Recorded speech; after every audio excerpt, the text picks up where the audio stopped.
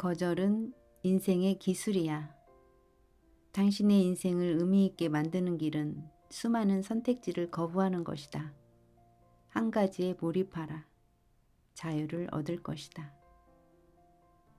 모든 걸 버리고 떠난 여행에서 깨달은 것. 2009년 나는 가진 걸 전부 팔아서 남미로 향했다. 당시 내 블로그는 방문자가 꽤 늘어난 상태였고 난 이미 전자책과 온라인 강의를 통해 적지 않은 돈을 벌고 있었다. 내 계획은 해외에서 몇 년 동안 사는 것이었다.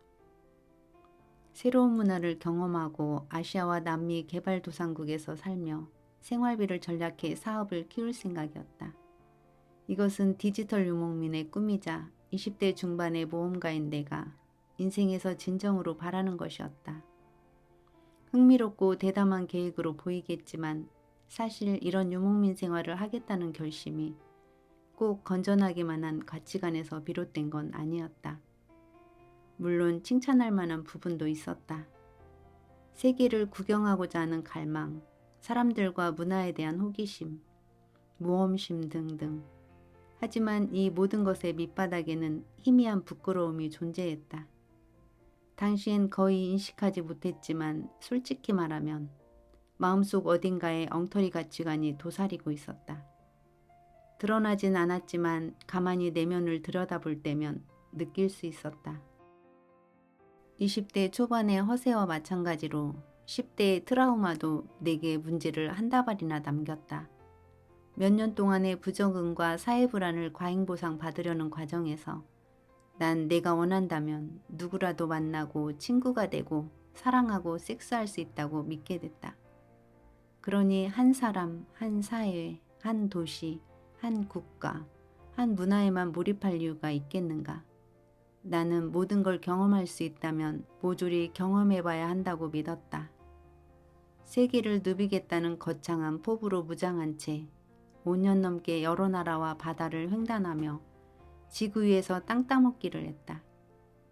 55개국을 돌아다니며 수많은 친구를 만났고 많은 여자를 만났다. 하지만 대부분 다른 나라로 가는 비행기에 앉아있을 때쯤엔 생각도 나지 않을 만큼의 짧은 관계들이었다. 내면의 고통을 잠재우기 위한 피상적인 쾌락과 견문을 넓혀주는 환상적인 경험으로 가득한 낯선 삶이었다. 엄청나게 심오하면서 동시에 엄청나게 무의미한 것 같다는 생각이 들었다. 이 시기의 여행을 통해서 나는 인생에서 가장 중요한 교훈을 얻었고 내 인격을 결정짓는 순간을 경험했다. 하지만 시간과 에너지를 가장 많이 허비한 시기이기도 했다. 지금 나는 뉴욕에 산다. 집이 있고 전기요금을 내며 아내가 있다. 지금의 삶에서 눈에 띄게 화려하거나 흥미로운 건 아무것도 없다. 그 점이 마음에 든다. 몇 년 동안의 신나는 모험에서 내가 얻은 가장 큰 교훈은 다음과 같기 때문이다. 완전한 자유 그 자체는 아무 의미도 없다. 자유는 인생을 의미 있게 만들 기회를 주지만 그 자체로 반드시 의미가 있는 건 아니다. 궁극적으로 한 사람의 인생을 의미 있고 중요하게 만드는 유일한 길은 수많은 선택지들을 거부하는 것이다. 즉, 자유의 범위를 좁히는 것이다. 우리는 한 가지를 선택해 몰입해야 한다. 하나의 장소, 하나의 믿음, 하나의 사람을 말이다. 몇 년 동안을 여행하는 과정에서 차츰 그런 깨달음을 얻었다. 일반적으로 무절제한 행동이 나를 행복하게 만들어주지 않는다는 걸 깨달으려면 일단 거기에 한번 푹 빠져봐야 한다. 내겐 여행이 그랬다.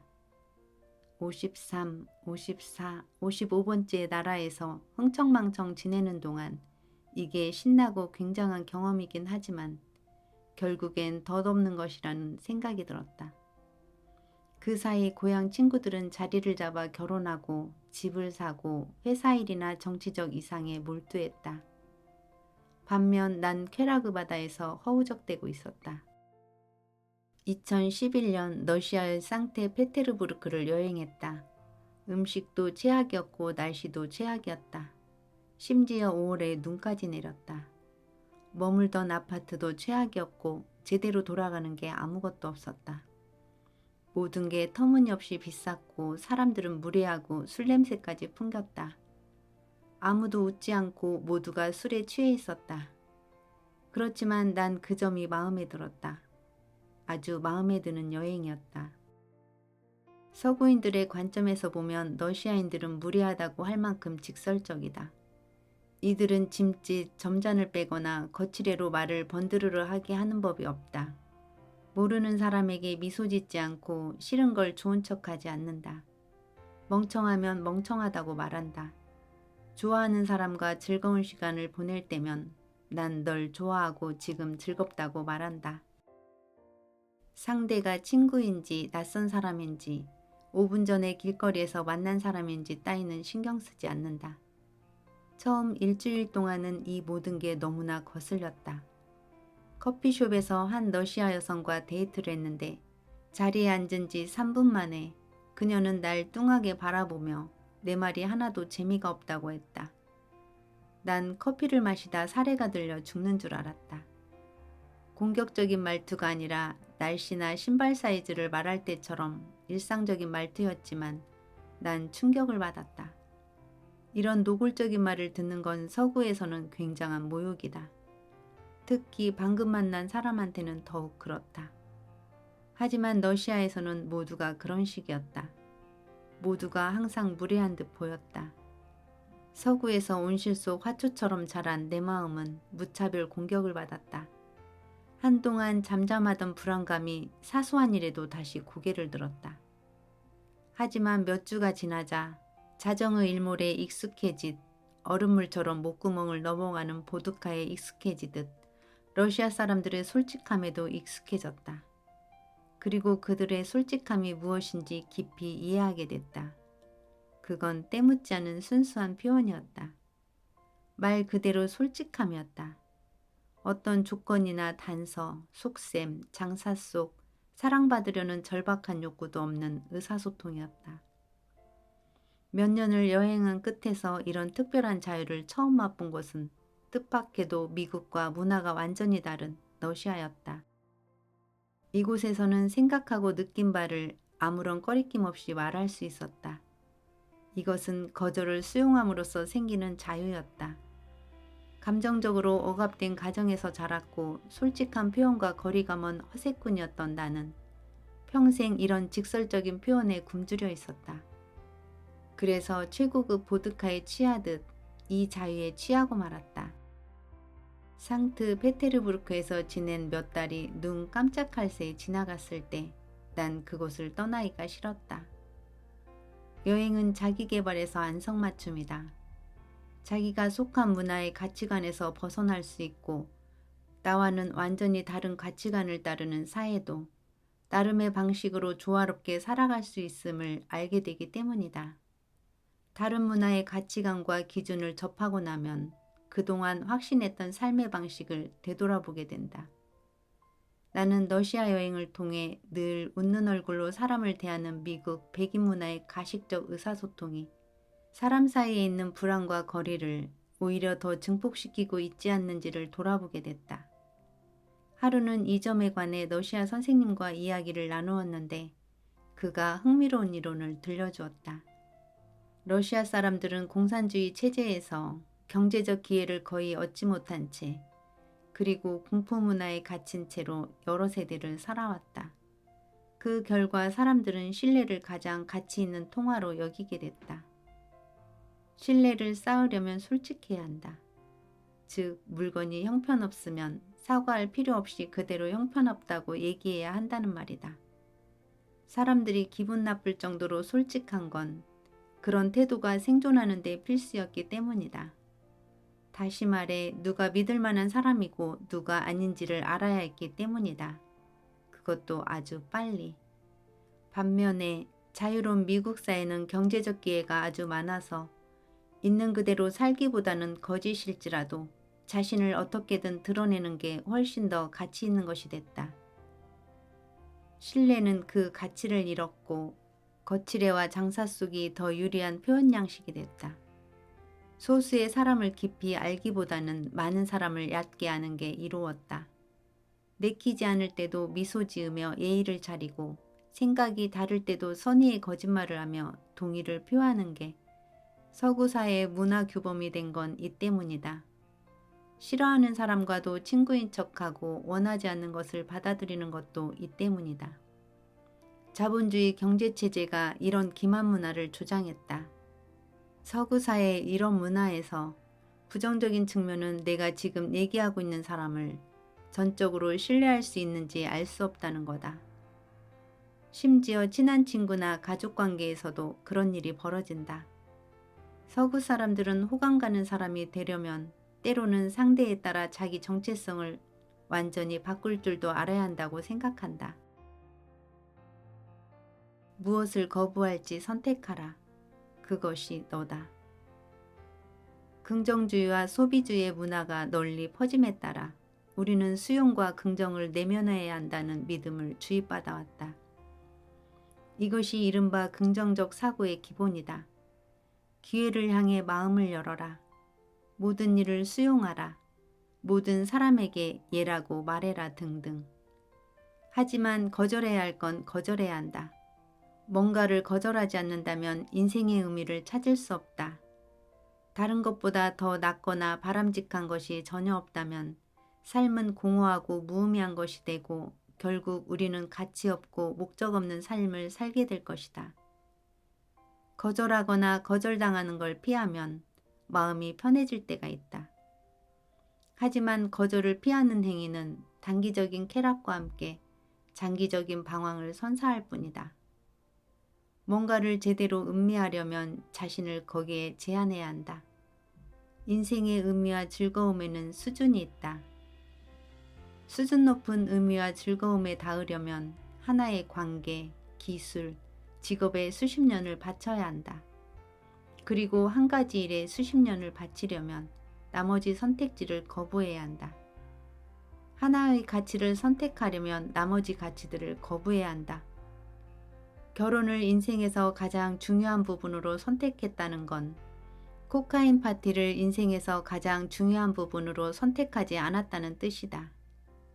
마음을 터놓을 수 있는 친구가 있느냐를 기준으로 자신을 평가하기로 했다면 그건 뒤에서 친구를 쓰레기 취급하지 않겠다고 마음먹은 것과 같다.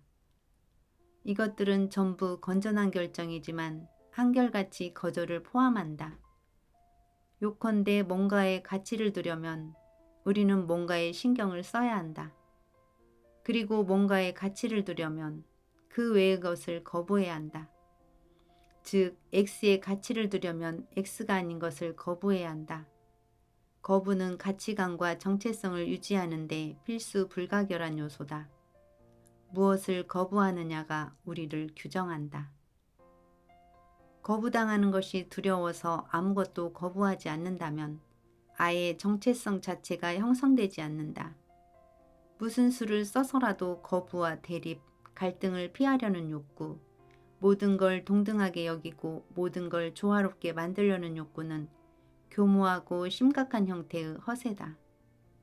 응석바지들은 자신의 기분이 항상 좋아야 한다고 믿기 때문에 거절하거나 거절당하는 상황 자체를 무조건 피하고 본다.